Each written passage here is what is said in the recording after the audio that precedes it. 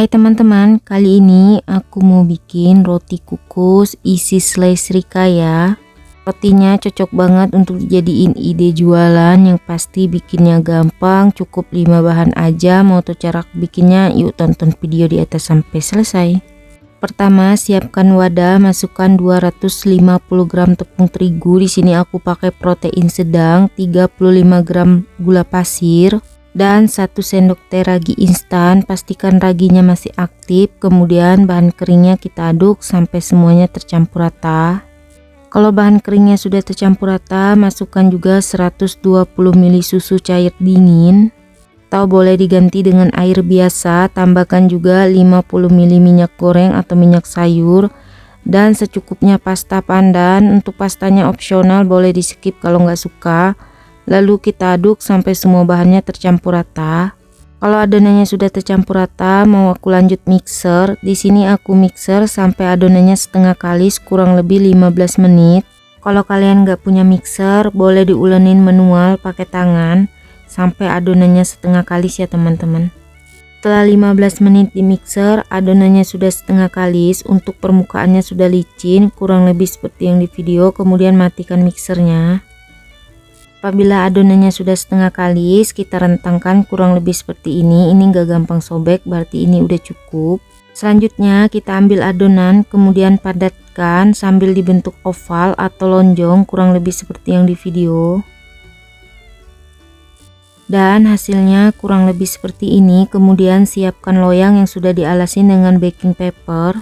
Untuk loyangnya aku pakai ukuran 22 x 22, tinggi 4 cm. Kemudian kita masukkan adonan, lalu adonannya kita istirahatkan kurang lebih 30 menit atau sampai mengembang 2 kali lipat. Setelah 30 menit didiamkan, ini adonannya sudah mengembang kurang lebih seperti ini. Kemudian rotinya ini siap untuk kita kukus. Sebelumnya aku sudah panaskan kukusan atau kelakat, lalu kita masukkan loyang yang berisi adonan. Kukus selama 25 menit atau sampai matang. Gunakan api sedang cenderung kecil. Jangan lupa untuk tutup kukusannya dialasin kain atau serbet bersih. Setelah 25 menit dikukus, rotinya sudah matang. Matikan api kompornya, buka tutup kukusannya secara pelan-pelan. Jangan sekaligus biar rotinya nggak keriput atau mengkerut. Dan ini dia hasilnya, ini cantik banget ya teman-teman. Kemudian kita keluarkan dari kukusan. Selanjutnya keluarkan roti dari loyang. Kertasnya ini kita lepas, kemudian rotinya kita biarkan dingin, baru siap untuk kita potong. Setelah rotinya sudah dingin, siap untuk kita potong. Pertama kita belah dulu rotinya, jangan sampai putus. Yang kedua kita belah lagi rotinya sampai putus. Hasilnya kurang lebih seperti ini.